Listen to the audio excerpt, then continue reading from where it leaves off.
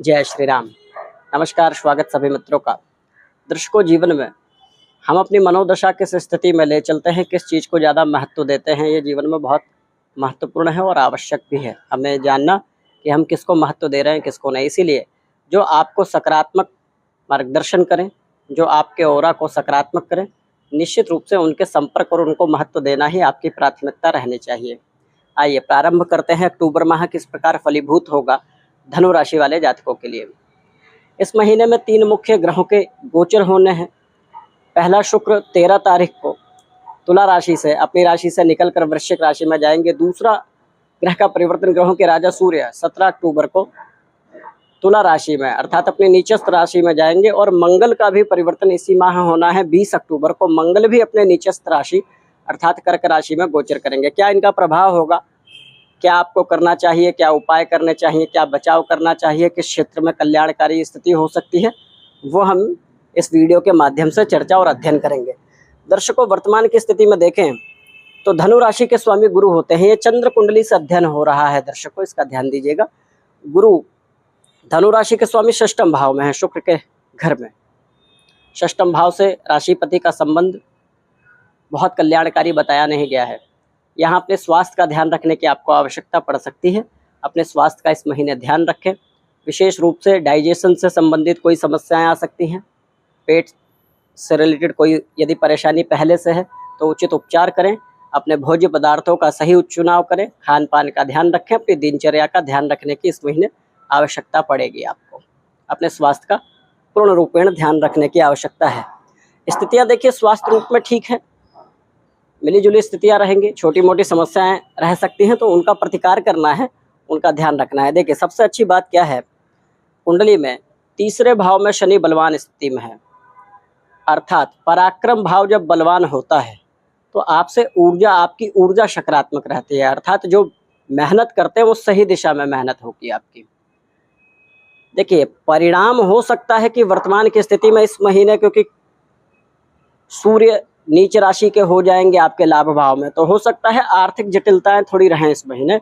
व्यय की स्थिति भी होगी। शुक्र का परिवर्तन 13 अक्टूबर को जब होगा, 13 अक्टूबर के बाद की जो स्थिति है वो खर्चीली स्थिति, अर्थात खर्चे बढ़ सकते हैं, आपके धन का व्यय बढ़ सकता है। और सूर्य लाभ भाव में चले जाएंगे नीच राशि में, तो हो सकता है कि आर्थिक स्थिति में थोड़ी अस्थिरता है। तो इस बात का थोड़ा सा ध्यान रखना है कि धन की स्थिति सुदृढ़ हो, अच्छी हो। इसके लिए पहले से ही प्रयास आपको 13 अक्टूबर के पहले ही अपने धन को संचित करने का मार्ग आपको प्रशस्त कर लेना चाहिए। देख लेना चाहिए कि भाई आपकी सेविंग कैसे हो सकती है, क्योंकि 13 अक्टूबर के बाद शुक्र का परिवर्तन होगा, जो व्यय भाव में जाएंगे। आपके लाभपति का व्यय भाव में जाना और साथ में भाग्येश का नीच होना, नीचस्थ राशि में जाना एकादश में, ये कहीं ना कहीं आर्थिक जटिलताओं का संदेश इस महीने दे रहा है। परंतु क्या होता है, जब हमें आने वाली समस्याओं का कहीं ना कहीं आभास होता है तो हम वर्तमान की स्थिति की तैयारी करते हैं। देखिए, वर्तमान में आप इसीलिए मेहनत कर रहे हैं कि आपका भविष्य सुदृढ़ हो। वो आप व्यापार कर रहे हैं, वो आप नौकरी कर रहे हैं, आप विद्या ग्रहण कर रहे हैं अपने भविष्य के लिए। अर्थात वर्तमान में ही बलवान होना आपके भविष्य का सुखद निर्माण करता है। तो यदि ऐसी चीज़ें दृष्टिगत हो रही हैं, आभास ऐसी चीज़ों का ग्रहों से आभास हो रहा है, तो 13 अक्टूबर से पहले अपनी आर्थिक स्थिति, अपने धन का संचय यदि आप सही प्रकार से कर लेते हैं तो चीज़ें ठीक हो जाएंगी। षष्ठम भाव में गुरु का होना ये भी दिखा रहा है कि गुप्त शत्रु हावी होने का प्रयास करेंगे। कहीं ना कहीं गुप्त शत्रु हावी होने का प्रयास करेंगे। और आपने यदि किसी को धन दे रखा है, धन लेने का प्रयास कर रहे हैं, उसमें जटिलताएं आने की संभावनाएं हैं। तो ये महीना कहीं ना कहीं आर्थिक रूप से तो चुनौती भरा रहेगा, परंतु एक अच्छी चीज ये है कि शनि तीसरे में है, पराक्रम भाव में, सही दिशा में आपका कार्य होगा। देखिए, विद्यार्थी वर्ग पढ़ रहे हैं या व्यापारी वर्ग व्यापार कर रहे हैं या कार्मिक जो जॉब वाले अपनी जॉब कर रहे हैं, वर्तमान में हम सही दिशा में इसलिए चलते हैं भविष्य कल्याणकारी हो। स्थिति आपको सकारात्मक दिशा में ले जाएगी। जरूरी यही है कि इस समय भले ही जटिल या सुगम परिस्थितियां हों, परंतु आप सही दिशा में चल रहे हो, वो बहुत ज़्यादा जरूरी है।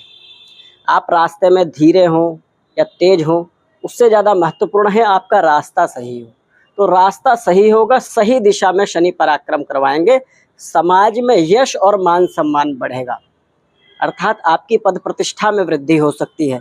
इस महीने विद्यार्थी वर्ग के जो हमारे मित्र हैं, कहीं ना कहीं उनकी भी एकाग्रता क्षमता भंग होने की संभावना है। शनि की तीसरी दृष्टि यहाँ है तीसरे भाव पर, और मंगल अष्टम में चले जाएंगे, विद्या के स्वामी। 20 अक्टूबर के बाद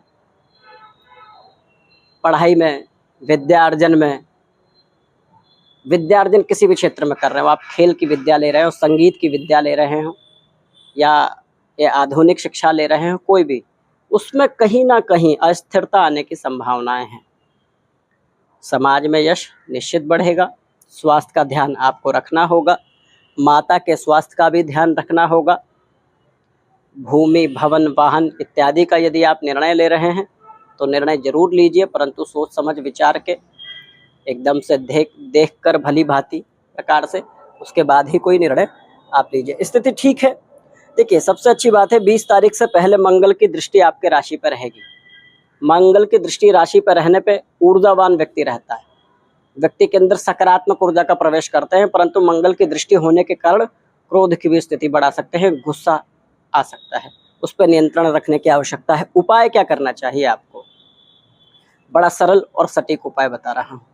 देखिए, वैसे धनु राशि वाले जातकों को तो नित्य ही भगवान श्री राम के शरण में रहना चाहिए, भगवान विष्णु के शरण में रहना चाहिए। विष्णु सहस्त्र नाम का जाप करें, भगवान विष्णु के मंत्रों का जाप, ये हमेशा करते रहना चाहिए आपको। भगवान विष्णु के जितने शरण में आप रहेंगे उतना कल्याणकारी होगा, आपका भाग्य भी प्रबल होगा। साथ में भगवान विष्णु की पूजा से आपके राशिपति गुरु को बल मिलता है, और जब गुरु को, राशिपति को जब बल मिलेगा तो निश्चित रूप से कल्याणकारी स्थिति आएगी। तो राम रक्षा स्तोत्र का पाठ करें। पीपल के वृक्ष पर मीठा जल चढ़ाने से भी आपको लाभ मिलेगा। पीपल के वृक्ष पर घी का दिया प्रज्वलित करके वहां एक साधारण और चमत्कारी मंत्र ओम नमो भगवते वासुदेवाय नमः का आप प्रतिदिन जाप यदि करते हैं, कल्याणकारी है। प्रतिदिन यदि नहीं हो पाए तो गुरुवार के गुरुवार तो करने का प्रयास किया ही कीजिए, इससे कल्याण होगा। ये सूक्ष्म चर्चा है दर्शकों। यदि कोई आपका प्रश्न हो, कोई सुझाव, तो कमेंट के माध्यम से दें। एवं यह हमारा ज्योतिषीय आध्यात्मिक चैनल है, आप हमको सब्सक्राइब कर सकते हैं। अभी के लिए धन्यवाद।